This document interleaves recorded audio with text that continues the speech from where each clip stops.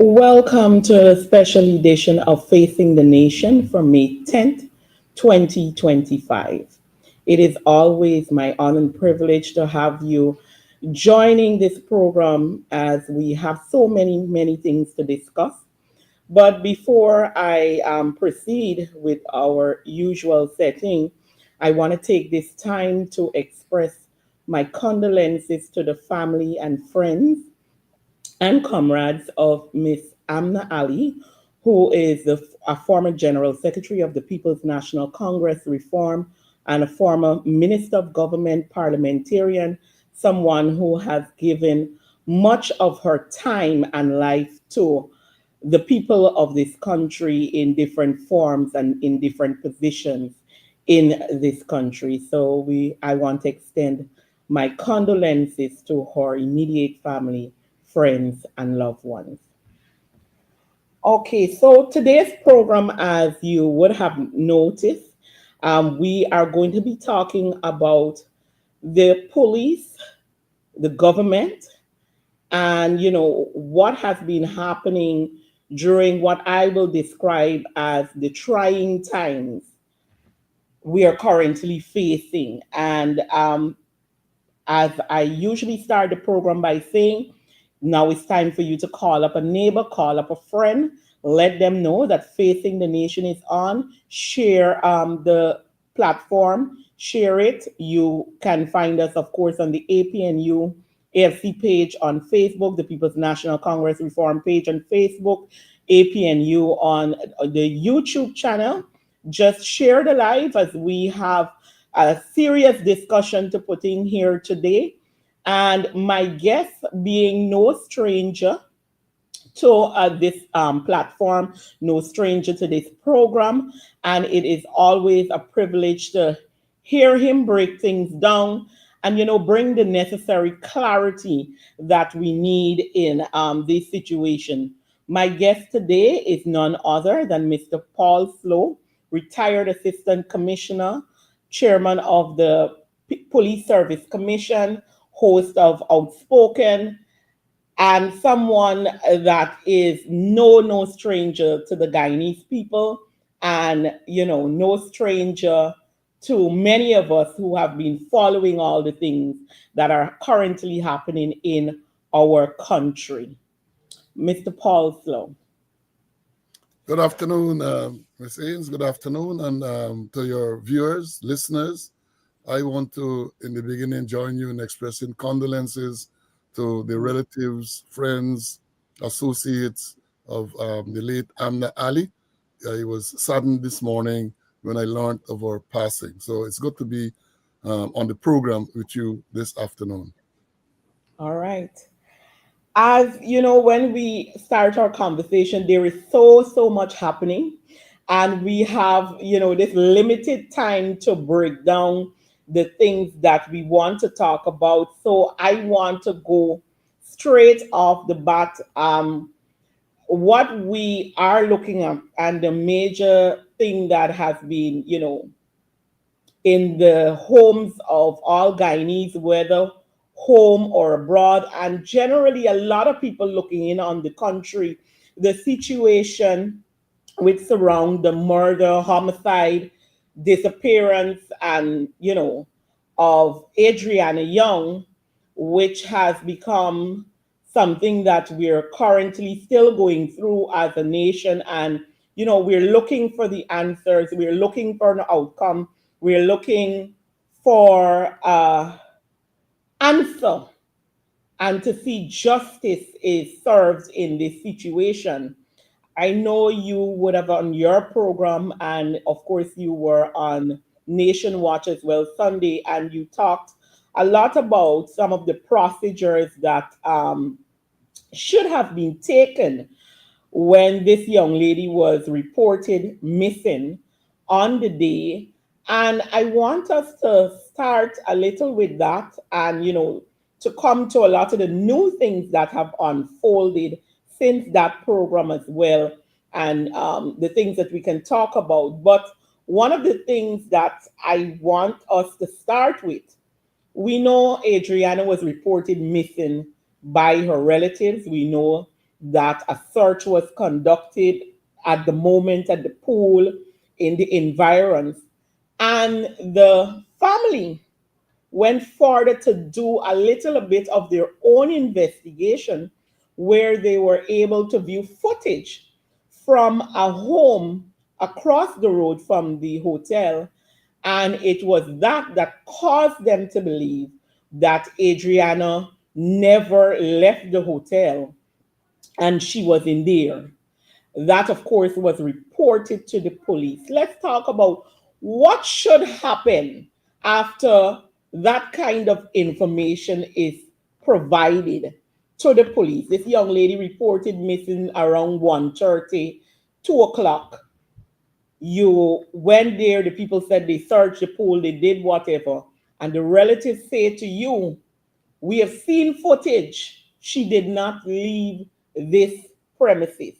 What should have been done? Well, again, thank you for the question. Very good question. Let me say this, because in the beginning, you have lots of commentators. They are injecting all type of speculations, and they're doing all kind of things to muddy the waters. Now, as you indicated, this child went to this location, Doubleday Hotel, with her grandmother to swim. Shortly thereafter, she was discovered missing. The reports are they made an initial search and they did not locate her. So they went to the police station. I think it might have been Tushan police station.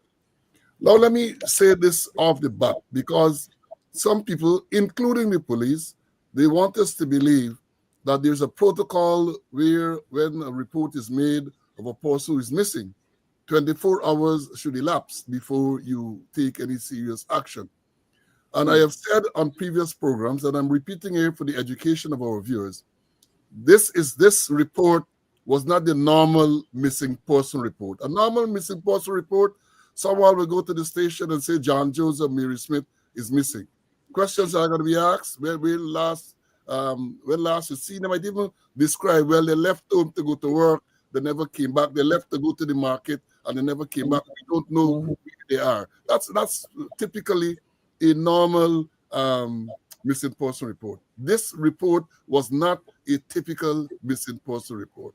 This is a report where the grandmother or whoever was making a report that we went to swim, and shortly thereafter, this child was missing from a particular location. Let me understand this. She was at Doubleday and she missing from Doubleday. And I think they further indicated that they were of the view that she was still at the location. So you can't tell anyone about 24 hours elapsing before you take any action.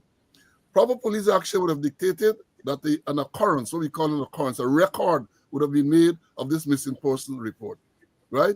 Efforts should have been made immediately to go to the location to conduct a search. And I want to be fair to the police, because if you're making a report to any police station, including the Tushan police station, I don't believe they would have had the resources at hand immediately to conduct a proper search. But certainly, there should have been a response by the police to that particular location, right? Now, what would have happened then, or what should have happened, very almost at the same time, this should have been kicked up to at the command level. Look, we have a report of a child missing. The child was at the hotel swimming, and the child is missing from the hotel. The grandmother is reporting that. Therefore, they're saying they still believe that this child is still at this location. At that stage, at the command level of the division, whether it's a subdivisional command or the divisional command, after then Mhm. to mobilize resources to go to this location conduct to conduct another search where you're going there to start an investigation, which includes a search. Mhm. You're going to be Mhm. conducting an investigation. So people are going to Mhm. go there. And from the time you get there, the first part of the investigation, or when you're investigating stuff, you don't rule out anything. You're not gonna rule out that the child might be found someplace alive. You're not gonna rule out that the child might have you're not ruling out anything. So therefore, all the people in that location, every single one, whether you're a guest, whether you're a visitor, whether you're a worker, whatever you are, all of the people have to be suspect in this matter. And you have to make sure that you question. You start a process of questioning all of them. Mhm. Real, because if the child went missing in the hotel, chances are people there would have seen her. Did you see this child description Mhm. Mhm. in a particular location? And you may not start out with the intention that it is a homicide you're investigating, but those preliminary steps have to be done. You Mhm. go there, you conduct, no one should be allowed to leave as you conduct your search, because not because only you might have them as suspects, but because they might have witnessed something which might have led to the discovery of this child. So that is the initial action that should have been taken. Initial police action is seen, and that would have been Wednesday afternoon. Now, Correct. once time prolonged, and you recognize that, hey, this child is still not recovered, then you have to up the ante. You have to now decide that maybe some foul play is suspected, and you bring in perhaps the more experienced people to say that you're going to investigate. You have to decide now you are going to do a comprehensive search of the location, including most naturally you would have started with the pool and the public areas, Mhm. bathrooms. That is where you would have started. In the meanwhile, it's simultaneous activities. So while you are searching, your detectives or whoever are questioning people there, see if you can narrow down the search. Because someone might have said to you, well, I saw her at such a time going into the bathroom, or I saw Mhm. her going up a stairs. So that narrows down where you have to search, because you're searching a hotel with many, many rooms, with many, Mhm. many visitors. So you have to think and organize to do that. Clearly, this was not done. This was Mhm. not done. And then what led, in my view, and the general feeling, what led to the problem is that the police then said to the father and others who were there, we saw footage, we saw CCTV footage, which showed this girl went into a specific car. They gave the color, they gave the license plate, heading in a particular direction towards Vidinu, right? People say that was a red herring.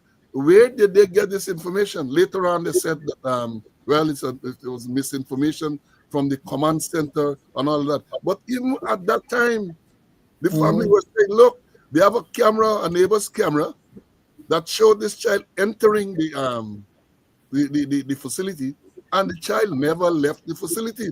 You're getting suspicious, Mhm. more suspicious Correct. of foul play. Further, further, you go there and they're asking the hotel owners or the operators to see the CCTV footage, and they're telling you that the cameras are not working. What? Right away, any police, any real police, I must say, will become extremely suspicious. Suspicion. You have a facility of that nature, cameras are not Mhm. working. The neighbor camera showed that the child went in there with her grandparents and never left. And, Mhm. and you're not going to get suspicious and decide, well, maybe foul play is afoot. And therefore, we have to make sure all the resources are brought to bear to make sure that this matter is resolved very speedily. Because in these cases, people say delay can be dangerous. The longer you take to do a comprehensive search, because look, in retrospect, that child might very well have been alive when the police arrived there. And if you had Mhm. done a comprehensive search then, or if you had mobilized to do a comprehensive search, Mhm. maybe the child would have been alive. But nothing proper was done. And what is more disappointing, and I have said this before, is the fact that the most senior police officer in the division, Assistant Commissioner Mandal, was on the Mhm. scene very, very early, from as early from the Mhm. report as early as Wednesday night when this child went Correct. missing, and could not take proper action, could not organize to make sure proper policing work was done. That is very, very disappointing. Well, I'm not disappointed in that. Uh, some people are surprised because I know the characters, and I've been saying all along that these people are pitchfork into these positions without any training, without any skill, without any knowledge. And this was evident in this case. Lack Mhm. of proper policing action from the most senior man in the division from the get-go. And this is what led to the escalation, because then come to Thursday morning, even before the child miraculously appeared, they came again with a falsehood. Oh, this child is seen at some bus stop, entering some bus. Correct. Some, so all of these things, and then Mhm. they're spinning it now to say misinformation and no proper communication. This thing is terrible. This is terrible. And this particular matter should not be viewed in isolation. We have had several incidents, Blinden, other places where police Correct. are found to be giving false information, deliberately Mhm. giving false information. They have no Mhm. credibility, and that is the problem. So people started to speculate. Call the father, and the father maintained. And look, I have to compliment, even when I sympathize with him for the loss of his daughter, I have to compliment him for the stand he took. He remained there.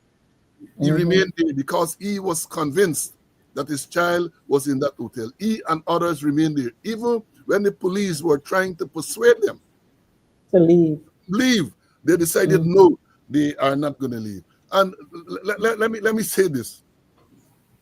Let's assume, for argument's sake, that the police saw something which gave them the feeling, or they came to the conclusion that this child has left the hotel in this car that they described. The father wants, why are you trying to get them to move from there? You should Mhm. then, you the police, should then go to try to intercept and locate this car. So if they want to remain there, let them remain there. If you are so But you convinced do of work. the car, find the girl, Mhm. bring her back to the location. But no, they did not do that. They wanted the child, the parents, and all those people there to leave, and that is what gives rise to collusion. That is what gives rise to, as I say, maybe even accessory after the fact. Because if they knew Mhm. that something Mhm. wrong had happened to this child, and they were trying to get these people away so they can dispose of the body, then they are Mhm. accessory after To the fact. murder. And Mhm. so and that is what took, it's really, really sad. It's really sad to see the type of action or lack of action taken by the Mhm. police at that initial stage of this matter. What I want to bring in here, you just explain a lot about was expected of the police and what we saw contrary to what was expected to them, and the situation that gives rise to public distrust, mainly in this part of the police. But I want us to bring now into context, because even in the earliest stage, people are saying, oh, some people who wants to cover for the government, they're saying, oh, this was all the police and the police didn't do what they were supposed to do, and the government has nothing to do with it. But I want to bring in the same context during the same period.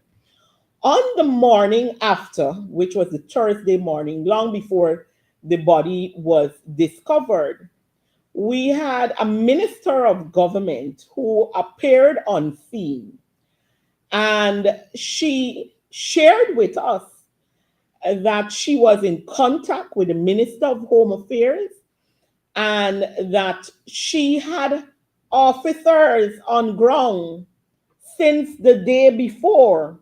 So it tells us that they were aware of the situation and they were being informed of what was happening at the ministerial level.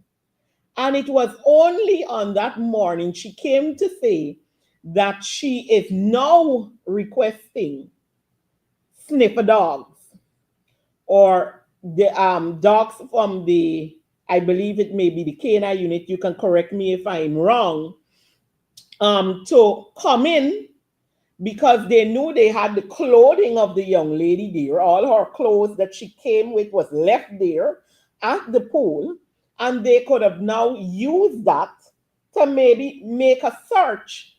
Now, she would have therefore indicated that the government was aware at the ministerial level of what is happening, and they would now make an intervention. And I dare to say, in some sense, I believe this also is what led to the discovery of the child after hearing that the minister is now saying she's talking to the Home Affairs Minister, she talked to the president, and sniffer dogs are coming.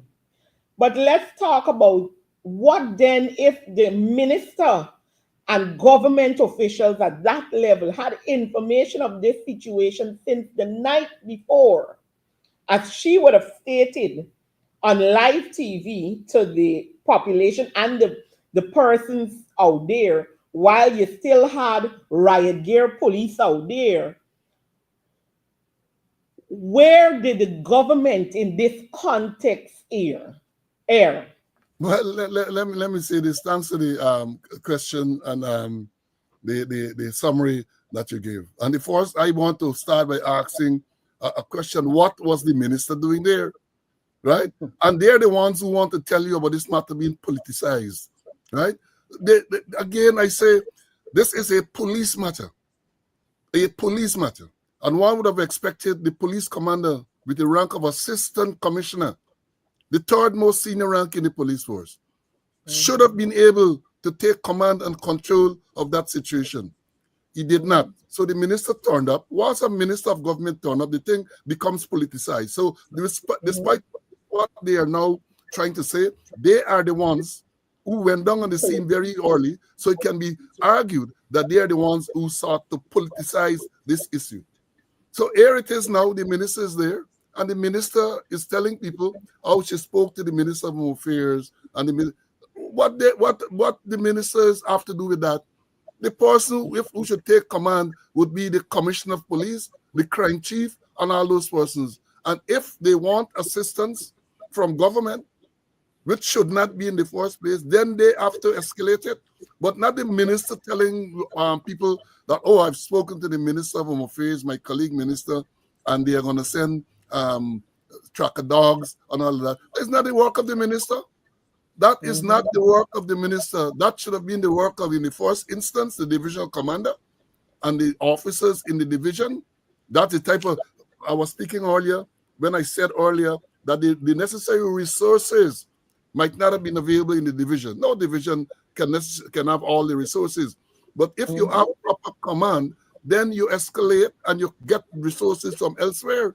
But in this case, minister jumped in Thursday, and the minister is there. And that is the type of political interference we have been talking about.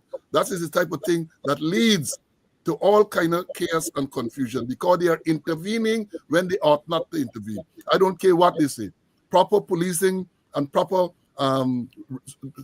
command structure and so on, the minister had no, even if, let me say, you come as a politician, you know, especially this election year, they want to come to give the impression that they're doing something, right? But then the minister, according to the reports, is telling them she can talk to Home Affairs and take an arrangement for that to come. That's ministerial work. Those are operational matters, and the minister has no role in operational matters in the force. That minister, any other minister, including the president, but that is what we have, the type of political control. And when you point it out, when you talk about it, they say all kind of things. They say all kind of things. But that is a classic example of political intervention when they ought not to have been. I agree 100. And like you pointed out, if anybody had begun to make this situation political, it would have been the government, by all means, that would have started to make it political. Now, we had the discovery of the body about 10 o'clock on Thursday morning, given the timing that we would have seen stuff unfolding online. But something that was notable at the time was that there was now a very large presence of police on the scene, not just on the outside of the building, but on the inside of the building. And what is of great concern to me, and I believe to many of the persons who would have looked on that day, whether in person or through the live feeds, is that we saw policemen in the building at the time this body, in my view, miraculously appeared in this pool.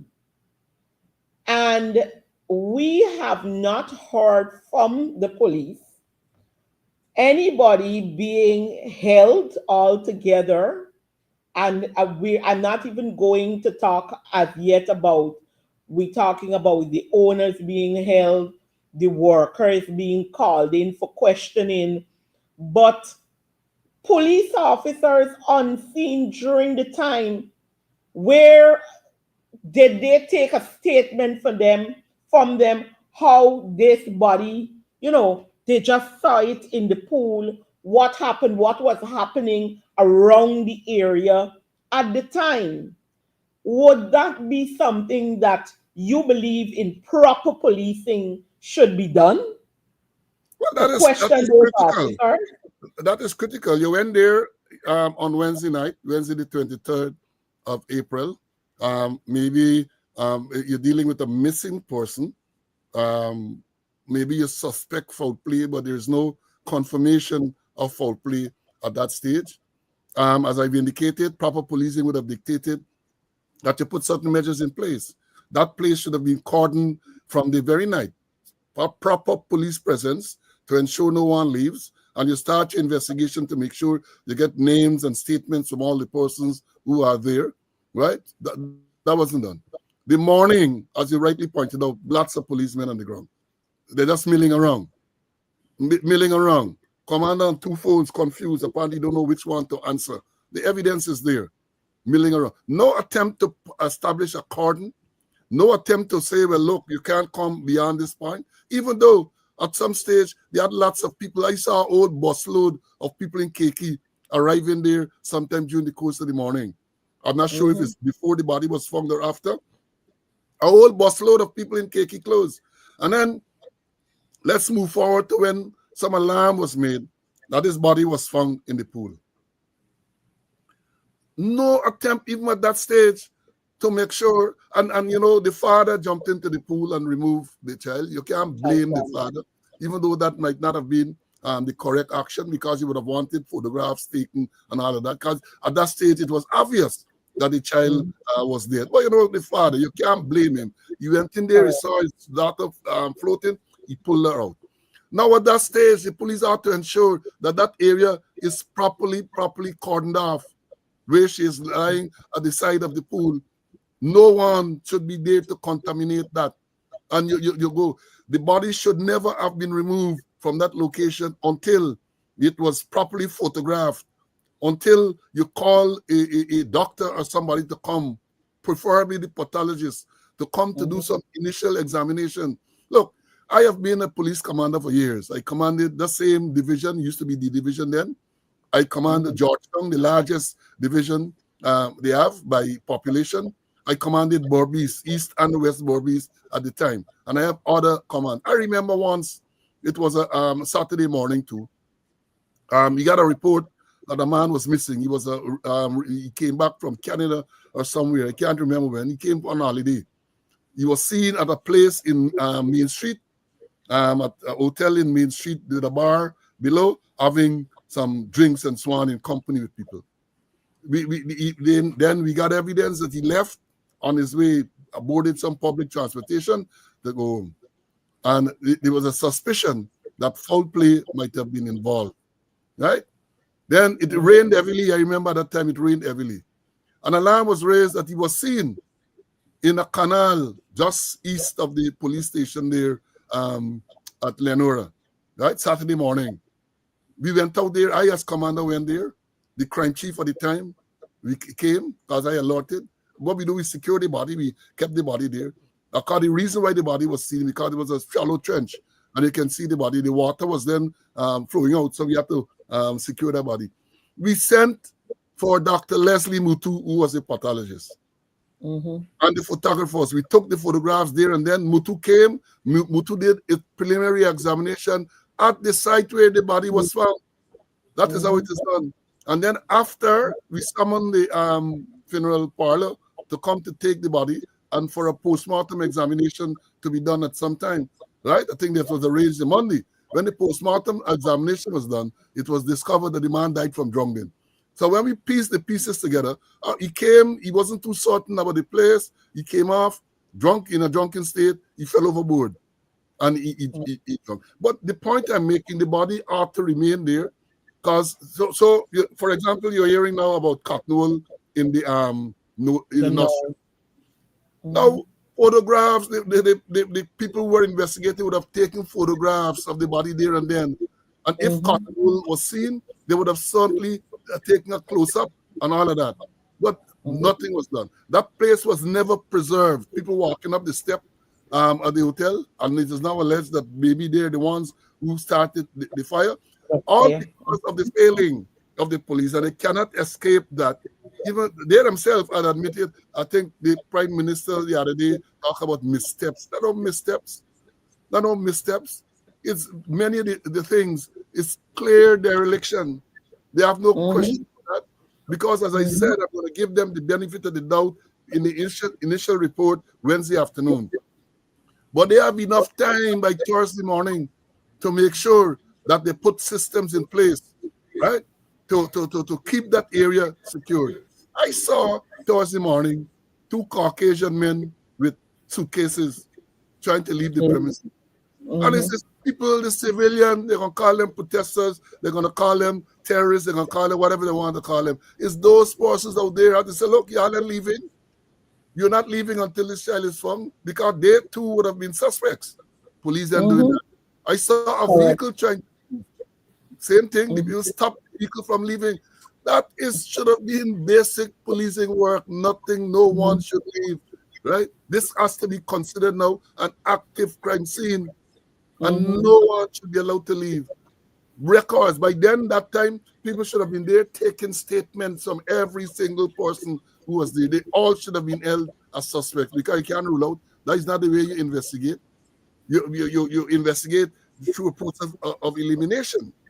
So you're there, you question the people, you question, and all of that. But this is a sad piece. And I am saying this, part of the escalation or the deterioration that they are lamenting now is as a result of the according to them, they say missteps.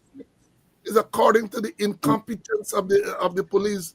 Your missteps is in clear or deliberate actions or deliberate collusion. That is what has happened. So you have to call a spade a spade. You have to call a spade a spade. And when you come out to say, well, there was false information, some word like that, given or something like that. Who gave it? What process you have? You're gonna tell me somebody in an operations center gives information. What happened to the chain of command in that center? Nobody's going to check to make sure it's the correct date. Nobody's going to check, and the commander is going to release it just like that. Even the president, because the president on the night of the 28th, when they had the postmortem, says that the postmortem examination says no forcible signs of now, all kind of thing they're saying, and they are the ones who are causing this thing to escalate because of all the lies they're telling. And I ain't gonna use no euphemism. It's lies they're telling. I am not gonna be diplomatic. They are telling deliberate. Well, police used to say there's a charge in the police. This is gonna call deliberate falsehood. If you tell them, that's what they're doing. That's what they're doing, and they come in and they gaslighting and all of this. And then when people are upset, then the people who are upset are terrorists, and they're not examining further to say they are the ones who caused. Because again, I say. This whole thing, and I don't think it can be disputed now, is that the action of the police, the action or inaction of the police that really caused this thing to spiral out of control. Mhm. I want us to move forward because I want us to be able to talk about some of the things that are now currently happening. So we had the Monday following the discovery of Adriana Young's body. We had that autopsy being done. We were told, of course, you had someone coming from the UK, someone coming from Barbados, and a person from the US that the family would have agreed to be a part of this. And what we saw, and I can say this firsthand because I spent basically the entire day in front of Georgetown Hospital. And I can say without a shadow of a doubt that there was no disturbance being caused. There was one incident throughout that day where a security guard would have assaulted a woman from one of these NGOs who said that her NGO had permission to be a part of the whatever the stuff that was happening, to be present. And that security guard decided, for whatever reason, that she can't pass. He choked her, and persons were there. I believe, I think it was her son as well, was there. And there was a bit of a tumble, or I should say, the security guard assaulted the woman that caused a little reaction from the crowd. Now, there were senior officers on ground who, for whatever reason, didn't, at least when I got there earlier, the crowd wasn't heavy. It was just a few persons across the road, and it was manageable. As the day proceeded, the crowd got larger. Maybe they should have cordoned it off a bit more or whatever. But generally, people were there simply supporting, no rocket, no nothing. And I can tell you this for a fact, that when the TSU van landed on Middle Street, just as shocked everybody who was out there was, so were the officers that were in charge at that time. They were just as shocked as the people, to the point, I'm sure you went through the procedures that should have been taken before you decided in your mind that in front of a hospital that you should be shooting up like you're heading good. You had senior officers and blue clothes officers who were sent to make sure everything was okay, running from bullets. That was the image. You had senior officers in brown clothes and officers in blue clothes running from their fellow officers in TSU gear who decided that they would shoot and carry on as they want. I don't know if you're going to make a little comment on it, but I want to push forward because there are two things that I really want us to discuss before we run out of time. After all of that happened, it obviously ignited something in the nation because it seemed deliberate by the hierarchies at this point that they wanted to create an issue. Because if your senior officers, your commander, nobody know that TSU was coming. This happened. People started getting shot left, right, and center. The police murdered a young man on Camp Street, and this escalated. You had that. And now the nation is looking every day at persons some who are engaging in looting because of what would have been triggered by the Guyana Police Force and government, and some who had nothing to do with what was happening and no evidence can be brought forward. You have hundreds of persons being charged in some form of with terrorism. I want you to explain to us, how does that sit and how does it look, not just for a nation, but looking from the international perspective? A country is just listing hundreds of persons as terrorists in their country. What is your thought on that, and what How do you deem that? Is that justifiable? Is that the charge we should be seeing? We now see that this young lady who had a private conversation that was leaked has been charged with terrorism and inciting and remanded to prison. Let's talk about that. Well, there's a lot to unpack there, a lot to unpack. Let Mm-hmm. me start on the 28th of April there at the hospital. Now, first, if you might recall, the postmortem was to be done, I think was the Friday before, right? She Mm-hmm. was discovered on the 24th, Thursday the 24th. Initially, we heard that the postmortem was to be done on the Friday, and then we heard somebody from Barbados was coming, and Mm-hmm. it was put off for Monday because they had to get these other pathologists and so on. So the police knew. I got a call early that Monday morning, Monday the 28th of April, from a friend who was passing the area at the Balwansing Hospital. He saw lots of police and wanted to know what was going on. So then Mm-hmm. we figure out that how we learned that the body of the child was to be taken there to be x-rayed, right? So the police knew that you're going to have an operation there, and they turned out there. That would have been incident-free. The body was then moved to the Georgetown Hospital mortuary where the postmortem was expected to be done. It was then reported on social media that the postmortem would start something around 12:30 to 1 o'clock, and it was likely to take about 3 or 4 hours. I'm saying all of this to say you had enough time to make proper preparation. This is not Mm-hmm. something that was sprung on you suddenly. You had enough time to make proper preparation. It was clear that that wasn't done. And you know, in these age, the telecommunication age, where we had people there video recording, people from the Mm-hmm. news outlets video recording, so we could have followed what was going on. Very early, the security guard at the hospital, the gate there in the middle street, sought to prevent people, some of the journalists, from entering. Mm-hmm. And they Correct. said that the instruction that they got was only the state operatives, the state media people should be allowed to enter. I heard that. They said that, Yes. right? All Mm-hmm. right. Then I think some official from the hospital had to come out and clarify CEO. that. He said those Mm-hmm. instructions were never given and all of that. Mm-hmm. Again, I'm saying you have time to put systems in place. At no stage did I see the police attempting to take control, even though under normal circumstances, the hospital security would be in charge of that gate. I would have thought that given what was going on, that police would have Mm-hmm. had a presence there too, right? That Mm-hmm. did not happen. So the crowd build up. And let me understand this. I did training in crowd psychology. I taught policemen crowd psychology.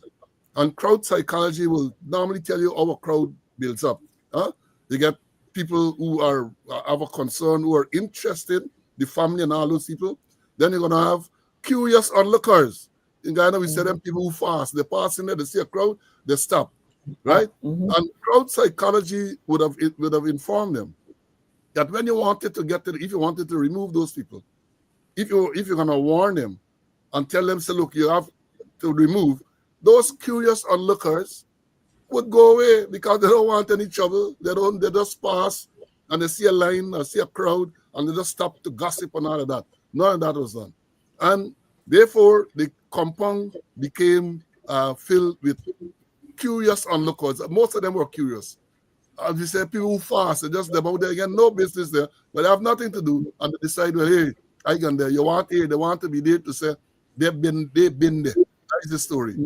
All right, you took a Mm-hmm. decision because I understand that given the ruckus outside, because even before that, the police turned up on Middle Street, perhaps with an intention to secure the area, but what I saw there, they weren't securing the area.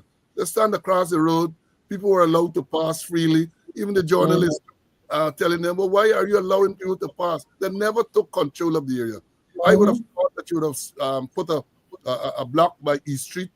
You have a presence Right. there, and then you put the next block at Thomas Street. That old Middle Street area would have been sanitized, and you have it. They didn't do that. They did not do that. People ended up doing that. People coming in, and then what you have? They decided they are going to. Call. Remember, the first set of shooting that I heard started on Middle Street, because Yeah. apparently showing debris, they shoot Right at the gate. right there. All right. Then what happened? Mhm. Apparently, somebody decided, because it was reported that the doctors became fearful. So because of this crowd, they were afraid. So somebody decided that the compound must be cleared. So in comes or up comes the TSU ranks, right? And start shooting.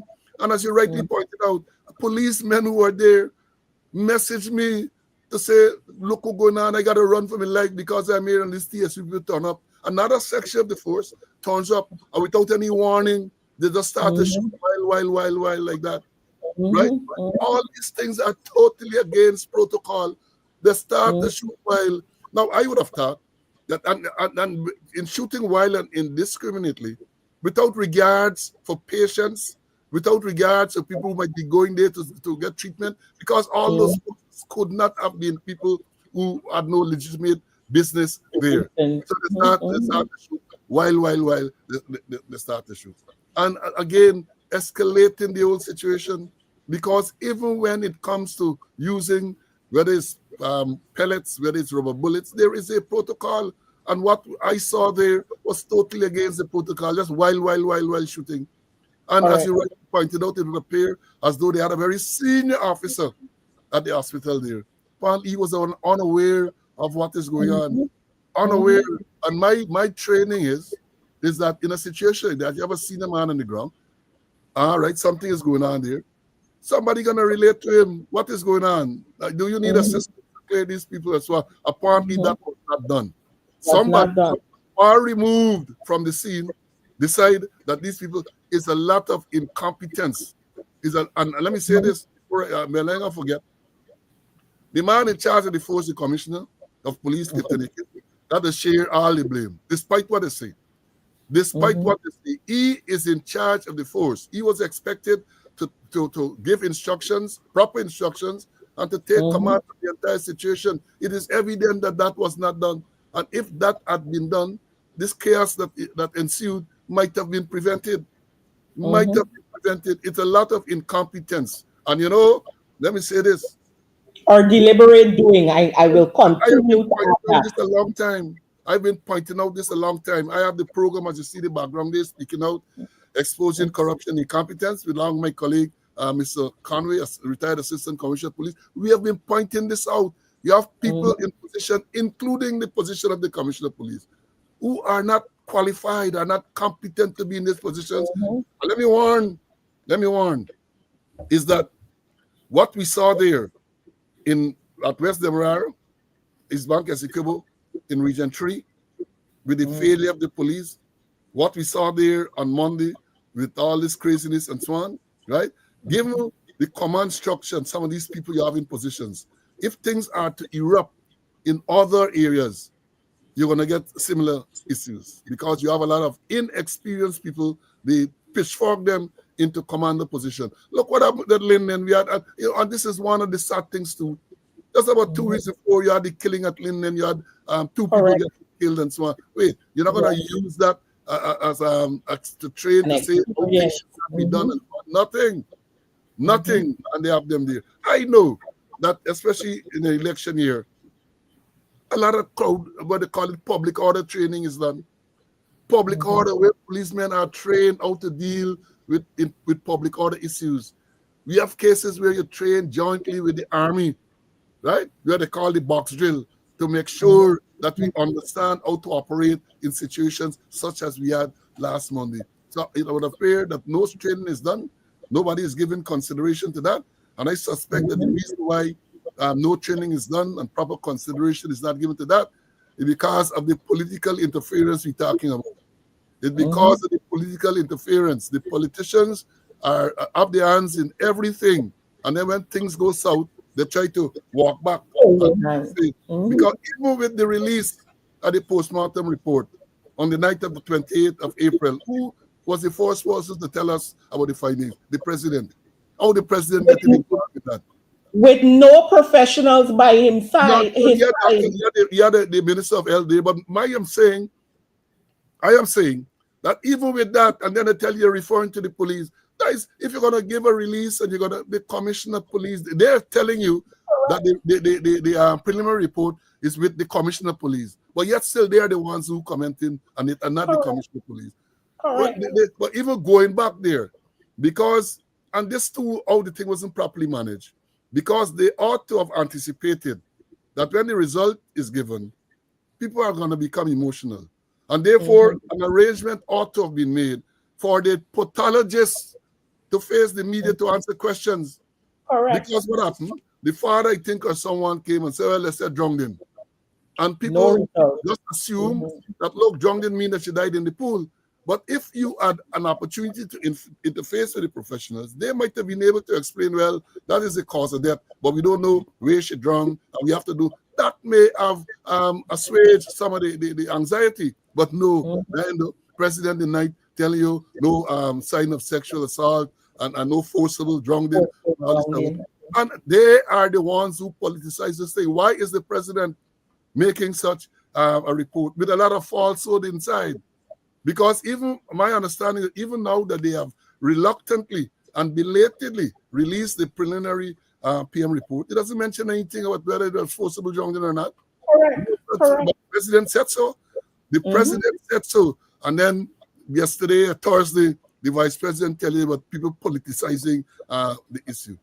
That is what you have.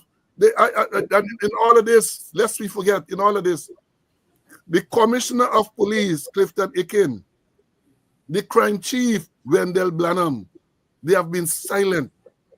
Silent. Can you imagine that? You have a major, major issue which has sparked national and international outrage. And the commissioner of police and the man in charge of crime in the Guyana police force have not said a single, have not interfaced. Let me give them that. God, they're going to say the talk.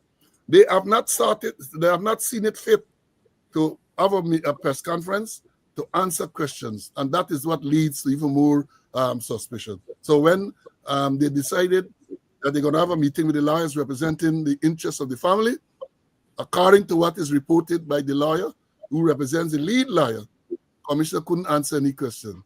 He can't even Correct. tell you who is the lead investigator. And then Mhm. when the lawyer came out and talked to the media, then they come out to the release sometime after, basically Mhm. attacking the lawyer and saying, also, you had an opportunity to tell something. The president said that he's going to ask the commissioner of police to assemble some team. The president said so very early in the game, and these people are Mhm. interacting with you almost 2 weeks after, right? And you can't tell them something as basic as that. Who is the lead investigator? Now, look, I say that if we have not come to the realization that the incompetence is so pervasive and that the man who sits at the helm of the chair at the force should go, I don't know what will cause that to happen, because he has Mhm. displayed, consistently displayed his incompetence, and that he's incapable of being in that very high and very important position. Mhm. You didn't. We went into a lot there, but you didn't touch on one of the things that I mentioned. This now, after all of that happened on that day, we see a whole host of persons being charged in relation to terrorism. And one of the latest being the young lady, where we hear that a private conversation she had with somebody she supposedly trusted would have leaked that conversation to the public, whether true or a lie. And now she is being charged with terrorism, and I believe it's public inciting, etc. We talk about the statements that the president made. We talked about the commander in charge with his misleading information to the family, which seemed to be applied to have them removed from the scene. But we are seeing all of these people being charged, hundreds of people being charged under the Terrorism Act, supposedly. And the world is looking on and seeing that the police force is issuing on the page hundreds of persons that they are going to charge for terrorism in this country. Well, no, that's well. I was about to say it's unfortunate, but it's clearly a misuse of the law. And let me say this: it is nearsighted. Because as you pointed out, that thing is all over the world, that you have all of these terrorists in Guyana. First of all, the acts committed by those persons, and I'm not condoning lawlessness. Because they're going to jump. I am not condoning lawlessness. I am saying that people who behave, if they light road, light fires on the road, and even looting, that is not terrorism. So the Attorney General tried to defend that it is not terrorism, right? It is not, by any stretch of imagination, can be described as terrorism. Now, so all right, I agree. People who are there should be arrested and charged. Yeah, you commit whatever act, you get righteous behavior, and all, those things are catered for under the law. They are catered for under the law. Acts like that, definitely not terrorism. Then the matter you mentioned there now, and these people are charged and remanded, and some people have proclaimed their innocence. And one would expect a lot of people to say they're innocent, but I think any evidence emerged to show that some of the people who are just around, they weren't involved in any act of terrorism. People tell you too that even the driver of the father of this child that died, somebody came up, took his picture, and then the next thing, a wanted bulletin with his photograph is issued. It's his wildness. Then we saw this. I listened to this tape from this assistant nurse or whatever our designation is, telling you this story and so on. And I listened to this thing, but immediately I was a bit cautious. I never shared it because I said, look, some things are adding up. I need to be more discerning and get more evidence. All right. This woman had a private conversation with someone. During the course of the conversation, she even mentioned that, look, I hope you're not recording me. Right? So it was clear the intent was never to have this thing recorded in the first instance and be made public. All right, she's trying to impress somebody.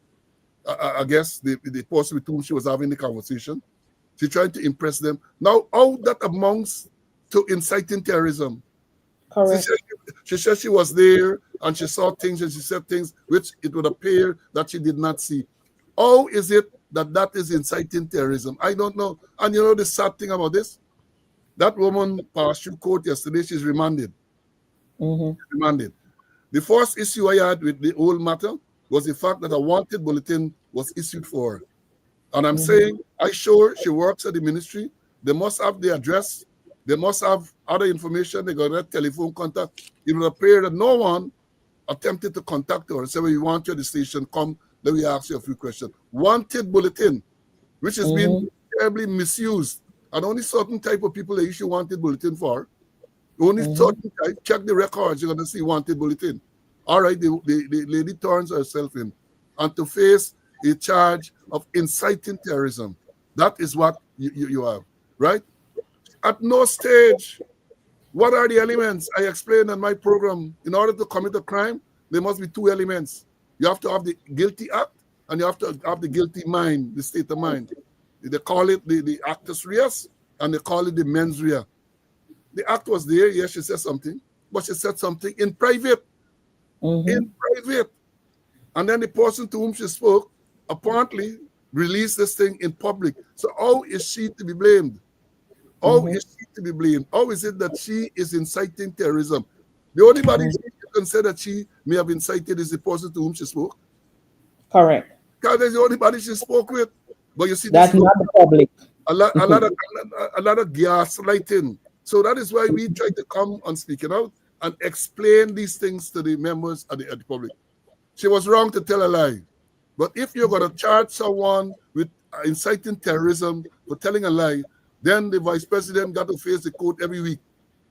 And others have to face the court every week. Others who are not immune from the prosecution because they tell lots of lies. I have evidence of the Prime Minister, Mark Phillips, telling lies and so on. People tell lies. People, for whatever reason, as we say, she wanted to big up herself for whatever reason. But certainly, that cannot amount to inciting terrorism. So let's see where that will go. She has proper legal representation, and it should not be only left to legal representation, but these things, the human rights body and all those people got to speak out against these things. And again, I said, you're cited, you talking about tourism, you talking about this fastest growing economy. And when you're going to open the paper, or when anybody doing the research in Guyana, you're going to see Guyana as all of these dozens and scores of terrorists. You think that's going to Mhm. encourage people to come, right? Mhm. But they just want to. And finally, on this, this is clearly designed to intimidate people. That is the only reason they can bring in terrorism charge in matters like these, is because they want to intimidate other people. If you come out and you protest, if you stand up, and even if you want to call it peaceful, we can say you're inciting terrorism. So you better don't come out. That is the purpose of a charge like this. Yes, I definitely agree with you. I believe these charges that we're seeing, it's to ensure that persons are afraid to speak the truth or afraid to come up and say something different from what the government is saying in these situations. We are basically out of time, but I want one other, my last thing that I want us to touch on. Um, with the same issue of seeing these wanted bulletins, we saw in the initial stage that a lot of things, or I should say, what we see sometimes is that the police and government, because they sit parallel to each other, when certain things happen, the CTV cameras that we have all across the country, they're not working. But we saw in seconds or in a couple of, like an hour change, that after all these things were happening on the evening, after the Monday evening into Tuesday, that all these persons' pictures were put up from what is said to be CCTV footage that the government has. And then I want from that, at the vice president's press conference yesterday, not yesterday, on Thursday, it is noted that he said that he will be ensuring that cameras are put at every street corner, everywhere. And there are a few things that go parallel to this that I want persons to note, and I want to hear your opinion on it. You have in one breath the president is saying all sorts of things that amount to the suppression of freedom of speech, in my view, when he had that dinner, that luncheon or whatever it was with the so-called press, because many notable journalists were absent from that event, but we heard some of his rantings, as I would put it, on the issue.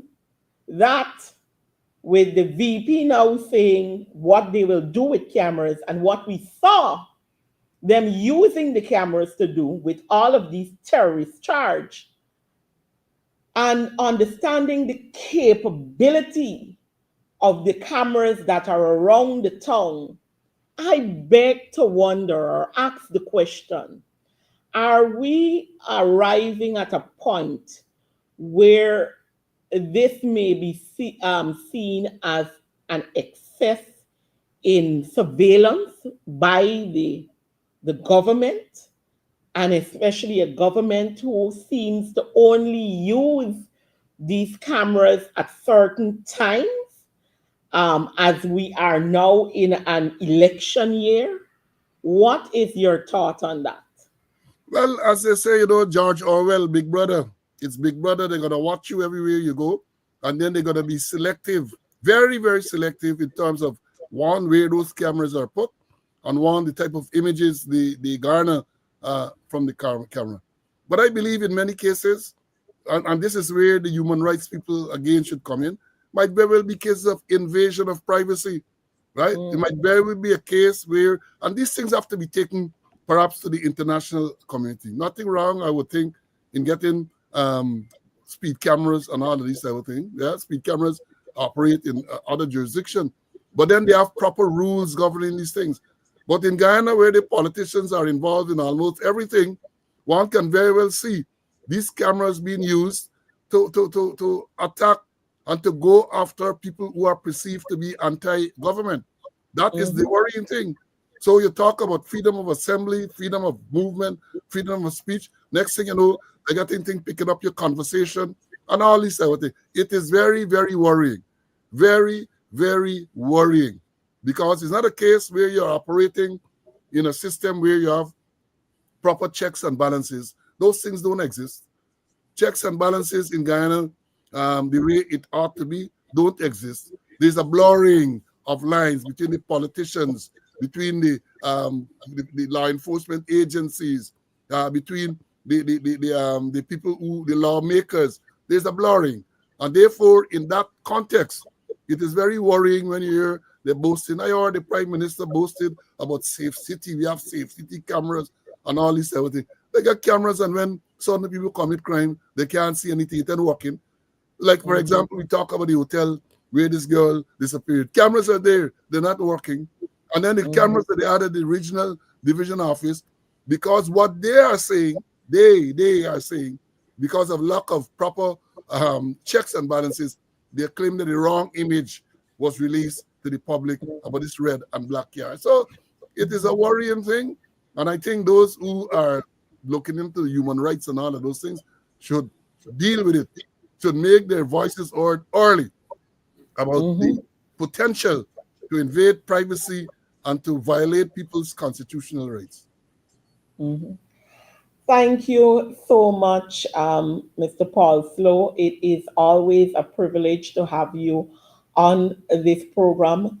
I will allow you another minute or so. If there is anything that we didn't touch that you feel that the Guyanese and persons listening on this platform need to hear before we close this program on these issues or any other issue. Thank you for the opportunity again for being on your program. I don't think we touched on the investigation. I just like to, in closing, saying that people have called for international bodies to investigate this matter because we don't have confidence in the Guyana Police Force to properly investigate this matter. And it's not me saying so as a former policeman who Jagdi on them say I've asked to grind. It's not about having asked to grind. The Guyana Police Force now lacks the necessary credibility to investigate this and other serious matters. And I have said, and I'm saying it again for this audience, that even if they were to do the most professional of investigation, the image is bad. So even if they do the most professional of investigations, people are going to question it. And that is what you want to eliminate. And the move by the government to acquire some individual, some retiree from Canada to come to, they say, assist the police with the investigation, that will not work. That is not going to lay. I saw the lawyers representing the family say they reject that out of hand. I too. Because when you talk about an investigation of this matter, you need an organization with all the necessary forensic and other support. I don't know what support an individual can get.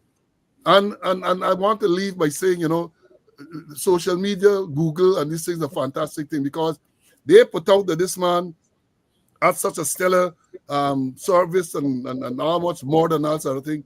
What I have found so far, and I'm going to research it further because the people in Canada are telling me this man was a use of force specialist. A use of force specialist. There are no homicide specialist. I don't know him, but that is what is there. And we're going to continue to look because, again, I say that the only way people are going to be satisfied, you have to get one of the reputable agencies, FBI, Scotland Yard, Riot, Canadian Mounted Police, not some retiree from those organizations, because you want, when the people come, they must come with the support of the organization behind them. So if they want forensic examination, they want everything they can call back, and they can get that. So let's see, and let me say this. It appears as though, because there's all the same, Vice President, Prime Minister, the President, they want to bring closure to this. They're using that word frequently. They want to bring closure. I mean, the closure that they want, as far as I see, is to have this body buried. And once the child is buried, then they anticipate or they figure that within a short time thereafter, normal. they're going to go back to normal. That is the closure that they are talking about. But if you really truly want closure into this matter, bring in one of these international agencies. I'm sure they know to do it. write to the U.S. ambassador, write to the Canadian High Commissioner, write to the and say, look, because they are following, I'm sure they're aware what's going on. We need your help in this matter. The president did say that he will leave no stone unturned and they will spend all the resources necessary to uncover what went on. So then invite them to come. Invite them. Money should not be an issue. Correct. Thank you once again, Mr. Paul Slow, for giving what I believe is your expert views on these matters that we discussed today. And I want to remind the persons viewing that at this stage, the only thing that will help to bring justice is for a thorough and proper investigation by an international agency who is accountable to somebody else and not someone who the government is going to pay some money to investigate. Because here again, what we will be looking at, that person has nobody to report to. There is no, they'll be relying on the same resources that the government has, and we can't afford that right now.